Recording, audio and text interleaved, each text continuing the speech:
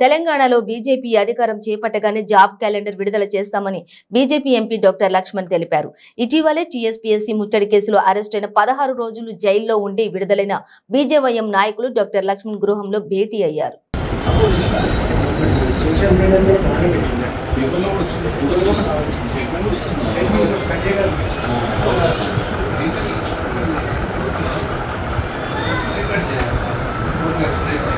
ఆ నోటిఫికేషన్ల పేరు మీద అధికార పార్టీ సంబంధించినటువంటి మరి వ్యక్తులు నాయకులు ఏ రకంగా ఈ నిరుద్యోగ యువత యొక్క పొట్ట కొట్టి 30 లక్షలపై చిలుకు సంవత్సరాల తరబడి ఎక్కడో మారుమూలు పల్లెల నుంచి ఆదిలాబాదు ఖమ్మము పేద కుటుంబాలు తల్లిదండ్రులు సంపాదించిన ఆస్తులు ఎకరా 2 ఎకరాలు అమ్ముకొని పిల్లల చదువు కోసం వాళ్ళు కూడా కంటికి ఒత్తులు పెట్టుకొని చూస్తూ ఉంటే ఇవాళ పూర్తిగా దాన్ని బుగ్గిపాలు చేసి ప్రశ్నాపత్రాలు అమ్ముకొని ఏ రకంగా ఇవాళ మరి యువతను వీధి పాలు చేస్తే ఆ యొక్క సమస్యను భారతీయ జనతా పార్టీ యువజన విభాగము యువమోర్చా మరి యువత అండగా నిలబడి వాళ్ళు పోరాటం చేస్తూ ఉంటే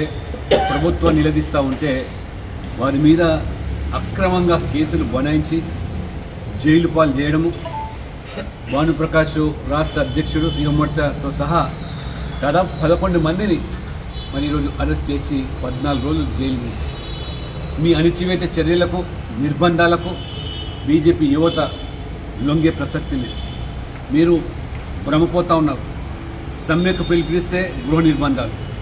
మరి ఇవాళ బండి సంజయ్ గారి నేతృత్వంలో టీఎస్పీఎస్సీ మీద భారతీయ జనతా పార్టీ ఒక వీరోచితమైన పోరాటం చేస్తూ ఉంటే దానికి ఇవాళ ఐటీ శాఖ మంత్రి దాన్ని మరి ఏ రకమైనటువంటి భాష్యం చెప్పుతూ ప్రజలను తప్పుతో పట్టించేటువంటి ఇతర కుట్రలు పడుతున్నారో ప్రభుత్వానికి ఏమాత్రం సంబంధం లేదు, అదొక రాజ్యాంగ సంస్థ అని చెప్పినటువంటి మీరు అందులో ఉన్న సభ్యులు మీ ప్రభుత్వం మీ యొక్క నేతృత్వంలోనే ఆ నియామకాలు జరిగింది వాస్తవం కాదా? అసలు ఎవరు ఈ సత్యనారాయణ గౌడ్? గతంలో టీఆర్ఎస్ మెదక్ జిల్లా అధ్యక్షుడు ఎమ్మెల్సీగా కొనసాగిన వ్యక్తి సభ్యులుగా వేసింది మీరు కాదా?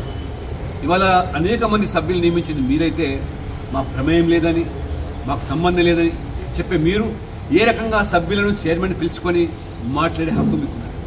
అందుకని దీని మీద పూర్తి స్థాయి న్యాయ విచారణ జరగాలని డిమాండ్తో పోరాటం చేస్తూ ఉంటే మొత్తం యువత అంతా కూడా రాజకీయాలకు అతీతంగా కదిలి రోడ్ల మీదకి వస్తూ ఉంటే మీ లాఠీలు జులిపించి భయభ్రాంతులకు గురి చేసి వాళ్ళను అణచివేయాలని చూస్తూ ఉంటే ఏదైతే తెలంగాణ ఉద్యమానికి కేంద్ర బిందువుగా ఉన్నటువంటి ఉస్మానియా క్యాంపస్సు